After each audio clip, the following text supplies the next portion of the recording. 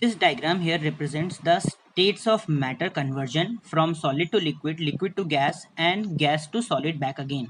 So here you can understand that what is fusion, what is melting, freezing, vaporization, condensation, and deposition between among the states of matter of solid, liquid, and gases.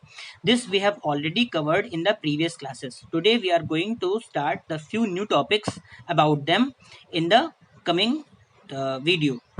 Earlier we have studied that melting point of a solid is at the temperature at which it converts into liquid state.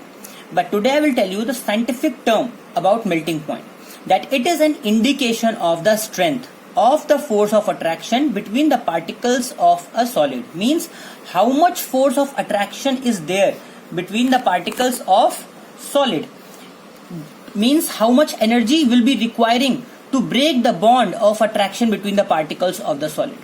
And the process of melting is also known as fusion. Now, melting point of ice, the data is 273.16 Kelvin, which we consider as 0 degrees Celsius. It is observed that on heating a solid, its temperature remains same during the melting process till all the solid gets melted. Means till now we were thinking that when we start heating, then solid will start converting to liquid state. But by the scientific experiments, it was concluded that on heating continuously till the point all the solid is melted, the temperature will not change. So where is this heat energy is going? The heat energy absorbed by solid to convert into liquid without change in its temperature is known as latent heat. Okay, means when we heat any substance and we are seeing that like for example ice, we are heating ice and it is converting into liquid, but it is observed that till that point all the ice is converted into liquid state water, the temperature was not changing. So where that heat was going? So that heat was going to break the bond between the particles of attraction.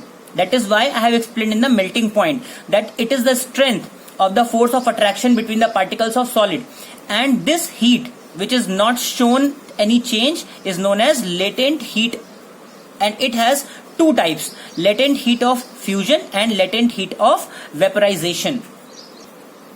Okay, so now latent heat of fusion, it is the first type when any solid is heated to convert into liquid state. So what is the definition of latent heat of fusion? It is the amount of heat energy required to convert 1 kilogram of solid into liquid state at the atmospheric pressure at its melting point, and it is called latent heat of fusion. For example, for ice, the value of latent heat of fusion is 3.36 into 10 to the power 5 joule per kilogram. Now, the another value is latent heat of vaporization.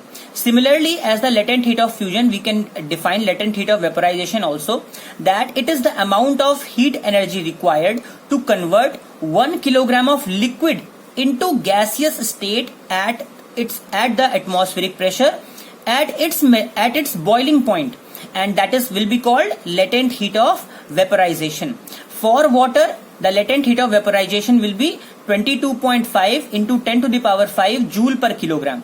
So here two terms we have got, that if we want to convert any ice cube, 1 kilogram of ice cube to water, then we will require this much of energy to change ice into water completely.